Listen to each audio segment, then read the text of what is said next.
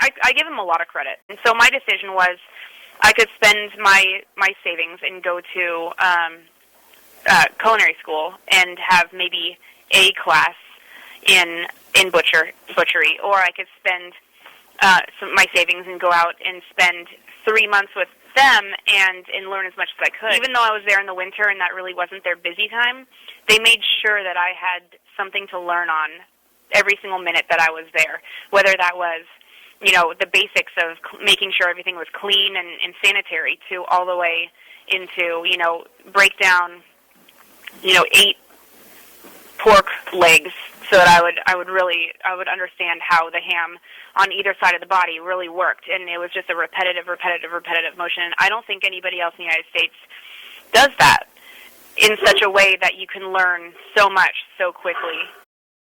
You have to have a stove. You have to have a way to use all of this other stuff. Have a kitchen. Even have a restaurant. You have to have a restaurant. It's how you're going to be successful. We would be having a really, really hard time if we were just a butcher shop. Even if we were just a butcher shop with a small kitchen doing, small roasts and the bone broths and stuff. No, we have to have an entire restaurant to be able to deal with a whole animal, because we bring in the entire thing. We put the beef rounds into a badass cheesesteak, and that's how we get rid of one of the hardest things to get rid of. It's a different kind of creativity, and it's almost like opening two different businesses at once. But man, it was really, really great advice. It's value added.